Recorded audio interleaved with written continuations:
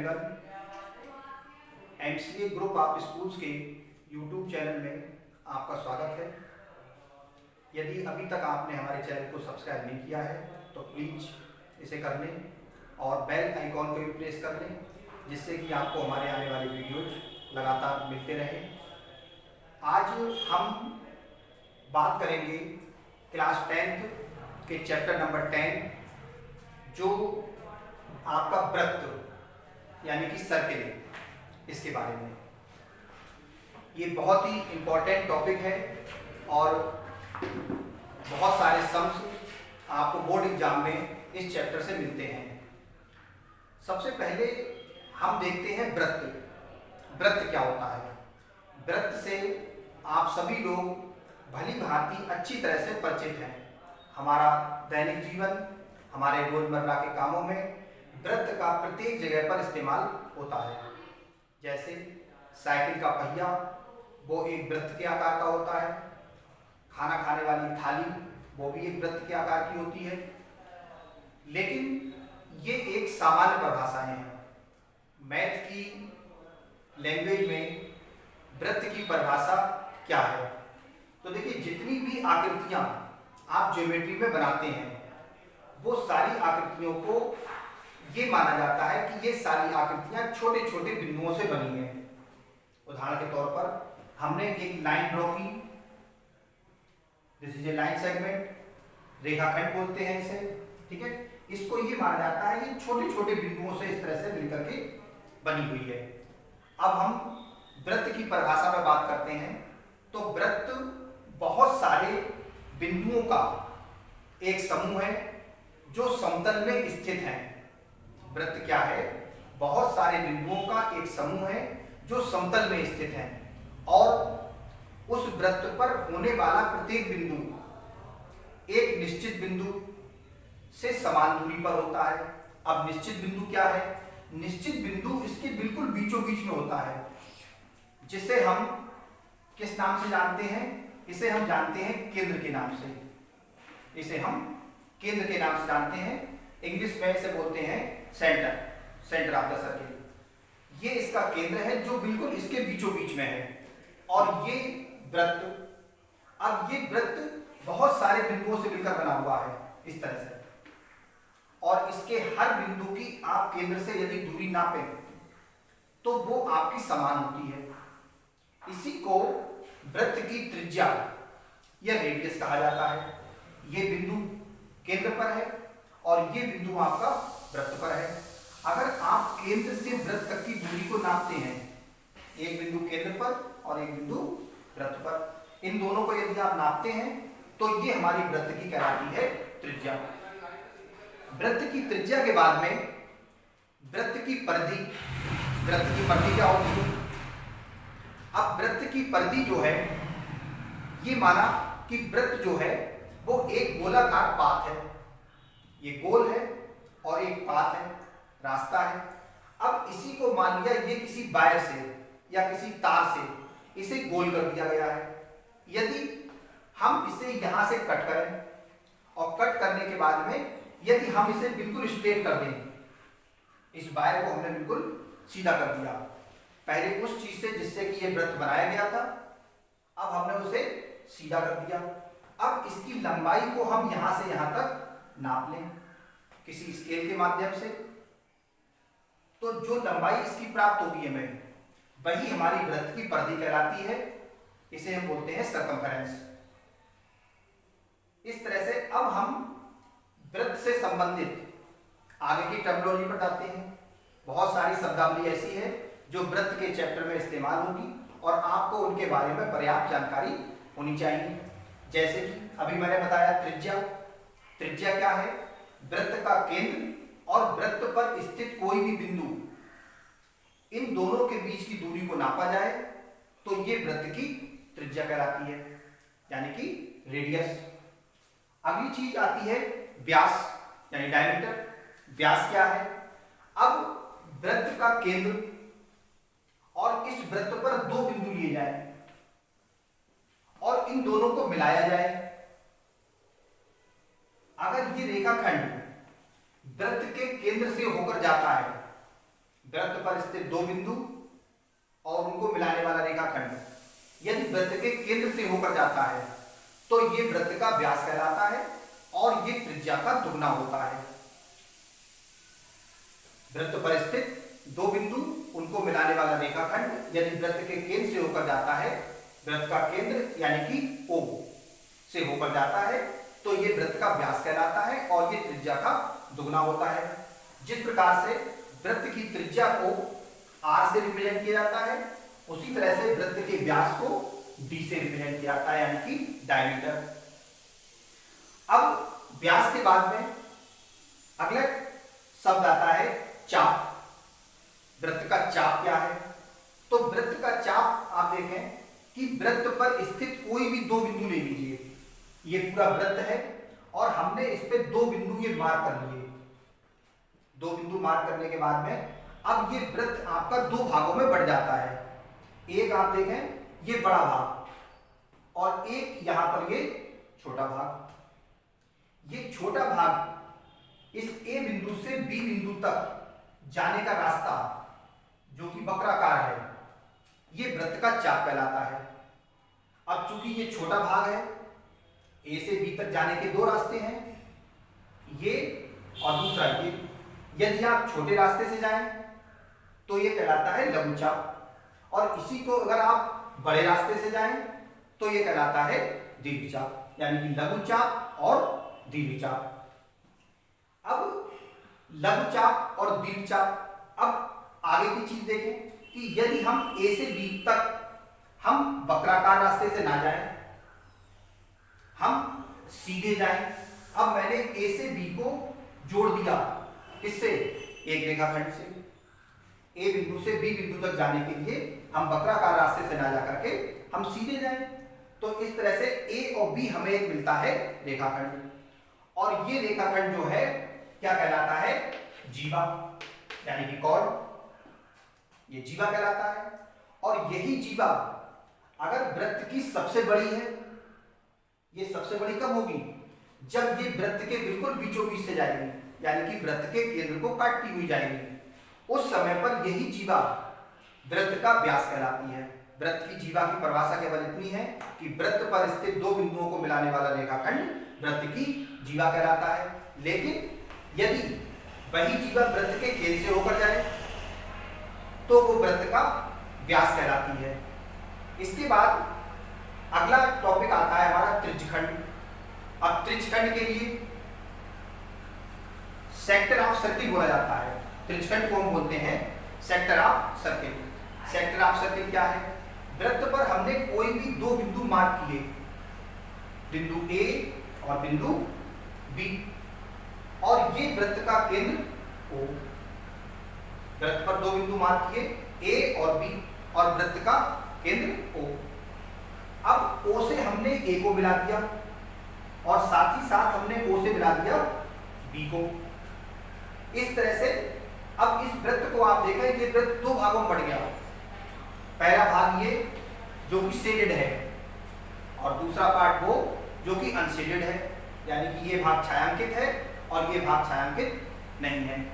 तो वृत्त की दो त्रिज्याएं और उनको जोड़ने वाला चाप से घिरा हुआ क्षेत्र जो है वो आपका त्रिज्यखंड कहलाता है, यानी कि सेक्टर ऑफ सर्किल कहलाता है। अब सेक्टर ऑफ सर्किल यानी कि त्रिज्यखंड भी दो प्रकार का होता है। इस भाग को आप देखें तो ये छोटा भाग है और इस भाग को आप देखें तो ये बड़ा भाग है। ये छोटा भाग है तो ये आपका लघु त्रिज्यखंड कहलाता है और ये जो बड़ा भाग है ये हमारा दीर्घ त्रिज्यखंड कहलाता है। इस तरह से लघु त्रिज्यखंड और दीर्घ त्रिज्यखंड। इसके बाद में अगला टॉपिक आता है हमारा वृत्तखंड। वृत्तखंड को भी हम यहां से समझ सकते हैं, जैसे कि आप देखें कि इस वृत्त में हमने दो बिंदु लिए, वृत्त पर आपने दो बिंदु लिए ए और बी। ए और बी को जोड़ दिया किससे? एक रेखाखंड से। तो ये क्या बन जाती है? जीवा। अब जीवा जब आपने वृत्त की ड्रॉ कर दी, इसके बाद देखें इसमें भी वृत्त आपका दो भागों में बढ़ जाता है। कौन से दो भाग? जैसे कि एक भाग को मैंने ये छायांकित किया है, ये छायांकित भाग, ये छोटा भाग है और दूसरा ये बड़ा भाग है। छोटा भाग लघु वृत्तखंड कहलाता है और बड़ा भाग दीर्घ वृत्तखंड कहलाता है। इस तरह से वृत्त की कोई भी जीवा वृत्त को दो बराबर भागों में बांटती है, एक लघु वृत्तखंड और दूसरा दीर्घ वृत्तखंड। अगर वृत्तखंड की जीवा, जो जीवा बनाई गई है हमने, अगर यही जीवा इसके केंद्र से होकर जाती है तो वो क्या बन जाती है? व्यास। और जब व्यास बन जाती है तो वृत्त में अब हमारे लघु वृत्तखंड और दीर्घ वृत्तखंड नहीं बनते, बल्कि क्या बनते हैं? दोनों समान होते हैं और दोनों क्या बनते हैं? अर्धवृत्त, यानी कि वो कहलाते हैं हमारे सेमी सर्किल। इस तरह से अभी हमने कई चीजों पे बात की, वृत्त की परिभाषा में बात की, समतल में स्थित बहुत सारे बिंदुओं का बिंदुपथ जो एक केंद्र से या एक निश्चित बिंदु जिससे समान दूरी पर होता है, कौन? उस वृत्त का प्रत्येक बिंदु, तो वह आकृति हमारी वृत्त कहलाती है।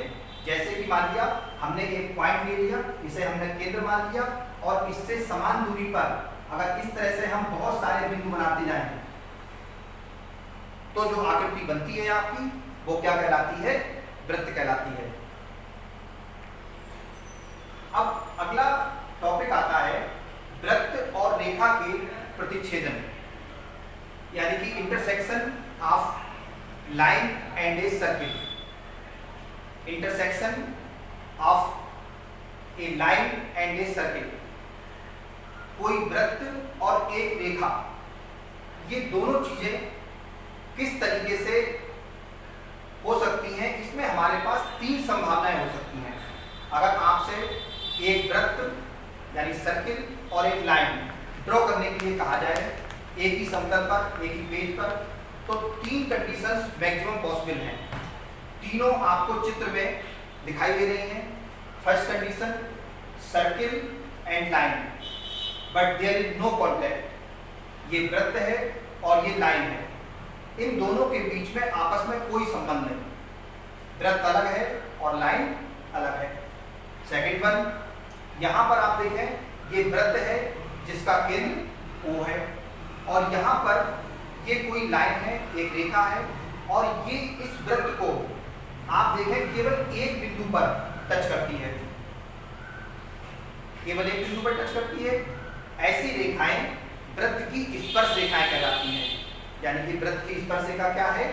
एक ऐसी रेखा जो वृत्त को केवल एक ही बिंदु पर स्पर्श करती है और वृत्त की त्रिज्या के साथ लंबवत होती है, वो वृत्त की स्पर्श रेखा होती है।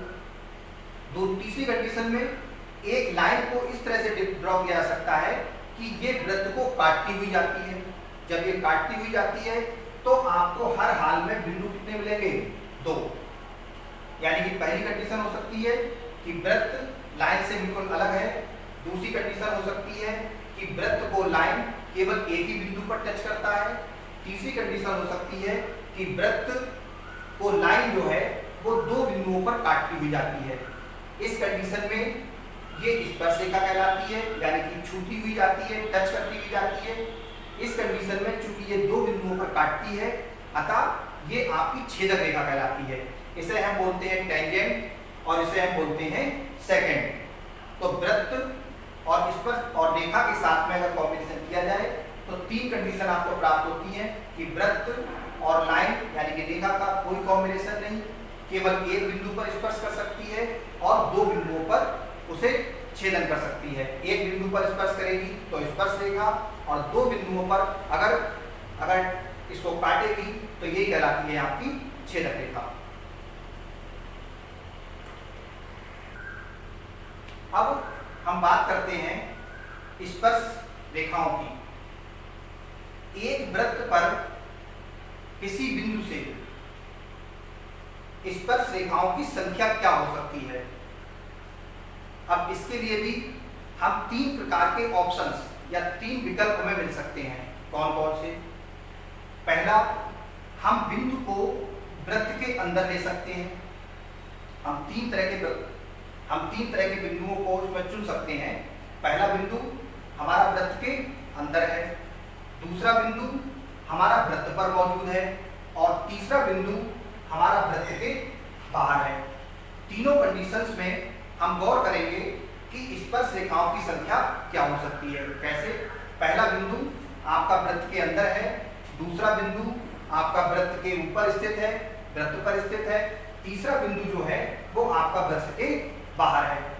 आप देखें यदि बिंदु आपका वृत्त के अंदर स्थित है, इस कंडीशन में इससे जाने वाली कोई भी रेखा, इस तरह से आप देखें, इससे जाने वाली कोई भी रेखा हर हाल में वृत्त को काटती हुई जा रही है। काटने का मतलब है यहां और यहां, यहां और यहां। अगर आपका बिंदु जो है वृत्त के अंदर है तो उससे जाने वाली कोई भी रेखा यदि आप बनाएंगे तो वो हर हाल में वृत्त को काटती हुई जाएगी। अब चूंकि ये काटती हुई जाएगी तो ये किसी भी हाल में वृत्त की स्पर्श रेखा नहीं हो सकती। क्यों? क्योंकि वृत्त की स्पर्श रेखा की खास बात क्या है, उसकी विशेषता क्या है? वृत्त की स्पर्श रेखा वृत्त को केवल एक ही बिंदु पर स्पर्श करती है और दूसरी उस स्पर्श बिंदु से होकर जाने वाली त्रिज्या के साथ वो लंबवत होनी चाहिए। अगर बिंदु वृत्त पर स्थित है तो आप देखें कि यहां से आपकी एक लाइन जा सकती है इस तरह से। आपके वृत्त को केवल एक बिंदु पर स्पर्श कर रही है, यानी कि यहाँ पर स्पर्श रेखाओं की संख्या कितनी हो सकती है? एक हो सकती है। इस बिंदु से होकर जाने वाली यदि आप कोई दूसरी लाइन बनाएंगे तो वो लाइन हर हाल में इस वृत्त को काटती हुई जाएगी। इससे संबंधित अभी हम आपको प्रमेय भी हल करेंगे, 10.1 प्रमेय है जिसमें हम ये सिद्ध करेंगे कि वृत्त पर स्थित किसी बिंदु से केवल एक ही स्पर्श रेखा खींची जा सकती है। वो आपकी प्रमेय नंबर 10.1 होगी, जो अभी इसके बाद हम जो है बात करेंगे। अब यदि बिंदु वृत्त के बाहर है, वृत्त के बाहर है तो आप देखें कि इस तरह से एक स्पर्श रेखा ये और दूसरी स्पर्श रेखा ये, इस तरह से आपकी दो स्पर्श रेखाएं खींची जा सकती हैं। यानी कि यदि बिंदु वृत्त के अंदर है तो कोई भी स्पर्श रेखा खींची नहीं जा सकती, वो दोनों छेदक रेखा कहलाएंगी। यदि बिंदु वृत्त पर स्थित है तो केवल एक स्पर्श रेखा, यदि बिंदु वृत्त के बाहर है तो दो स्पर्श रेखाएं जो है खींची जा सकती हैं। अभी हमने तीन चीजों पर जिक्र किया था कि वृत्त पर कोई बिंदु यदि है समतल में तो इस पर कितनी स्पर्श रेखाओं की संख्या हो सकती है। तीन परिस्थितियों पर गौर किया। यदि बिंदु वृत्त के अंदर है तो कोई स्पर्श रेखा नहीं खींची जा सकती। बिंदु यदि वृत्त पर है तो केवल एक स्पर्श रेखा खींची जा सकती है। यदि बिंदु वृत्त के बाहर है तो उस पर दो स्पर्श रेखाएं खींची जा सकती हैं। 10.1 थ्योरम और 10.2 थ्योरम में हम इसी चीज पर गौर करेंगे। इसमें अब ये O केंद्र वाला एक वृत्त है और वृत्त पर एक बिंदु है और इस बिंदु से होकर जाने वाली ये हमने एक स्पर्श रेखा इसमें खींची। ये बिंदु हो गया आपका A और B एक रेखा है और ये हो गया बिंदु P। हमें सिर्फ ये करना है कि इस O केंद्र वाले वृत्त के बिंदु P से केवल एक स्पर्श रेखा खींची जा सकती है, इसके अलावा कोई दूसरी स्पर्श रेखा नहीं हो सकती। इस प्रमेय को हम सिद्ध करने के लिए सबसे पहले हमारा टॉपिक आता है कि हमें ज्ञात क्या है। अब इसमें आप देखें, आपको जो बताया गया है कि ये O केंद्र वाला एक वृत्त है और जिस पर APB एक स्पर्श रेखा खींची गई है जो कि वृत्त को P बिंदु पर स्पर्श करती है। इसको सिद्ध करने के लिए अब हम क्या करते हैं, हमने इस AB रेखा पर एक अन्य बिंदु हम ले लेते हैं Q। P बिंदु वृत्त पर मौजूद है और हमने इस रेखा पर एक बिंदु Q जो है वो उसमें दे दिया। आगे हमें क्या करना है, हमने O से P को मिलाया और O से हमने Q को मिलाया। अब हम सिद्ध करेंगे कि APB जो है O केंद्र वाले वृत्त पर केवल एक ही स्पर्श रेखा खींची जा सकती है। कैसे? सबसे पहले आप देखें कि O केंद्र वाला वृत्त है और APB यदि स्पर्श रेखा है, यानी कि बिंदु P जो है वो आपका वृत्त पर स्थित है। बिंदु P जो है वो आपका वृत्त पर स्थित है। क्यों?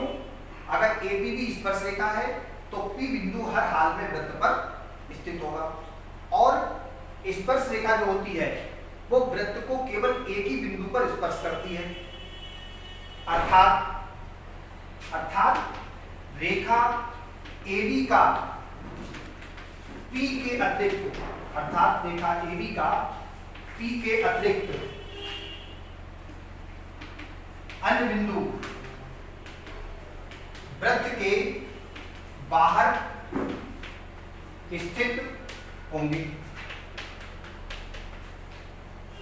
अगर P बिंदु वृत्त पर स्थित है और AP भी स्पर्शरेखा है तो P बिंदु तो वृत्त पर स्थित होगा, लेकिन AB रेखा के अन्य बिंदु P को छोड़कर बाकी सारे के सारे बिंदु जो हैं वो इस वृत्त के बाहर होंगे। अर्थात Q बिंदु जो है वो वृत्त के बाहर है। Q बिंदु अगर वृत्त के बाहर है तो OQ is greater than OP, तो OQ क्या होगा? OP से बड़ा होगा। क्यों? क्योंकि O केंद्र है और P वृत्त पर है, तो OP क्या हो जाएगी? वृत्त की त्रिज्या। और OQ चूंकि Q बिंदु वृत्त के बाहर है अर्थात ये हर हाल में वृत्त की त्रिज्या से बड़ा होगा। इससे हम आगे ये सिद्ध कर सकते हैं इस तरह से, यदि AB रेखा पर अन्य बिंदु लिए जाएं, जितने भी बिंदु लिए जाएं, आप जितने बिंदु चाहे अपने मार्क करें, वो सारे के सारे बिंदु जो हैं इस वृत्त के बाहर होंगे। तो ये सारे के सारे बिंदु जो हैं केंद्र से इन सब की दूरी OP के मुकाबले अधिक होगी। अगर बिंदु वृत्त के बाहर है तो इन बिंदुओं की केंद्र से दूरी OP के मुकाबले अधिक होगी। तो इस प्रकार से OP जो है, OP सबसे छोटा होगा। अगर OQ बड़ा है तो OP उससे छोटा है। इसी प्रकार अन्य जितने भी रेखाखंड आएंगे जिनको केंद्र O से रेखा AB पर जोड़ा जाएगा वो सारे के सारे OP के मुकाबले बड़े होंगे, अर्थात OP जो है वो सबसे छोटा होगा। और इससे पहले के टर्म्स में हम ये पढ़ चुके हैं कि किसी रेखा पर किसी बिंदु से यदि बहुत सारे रेखाखंड डाले जाएं तो उनमें लंब जो है वो सबसे छोटा होता है। अर्थात OP और AB, इससे ये सिद्ध होता है कि OP जो है वो सबसे छोटा है, अर्थात AB पर OP जो है वो लंब है।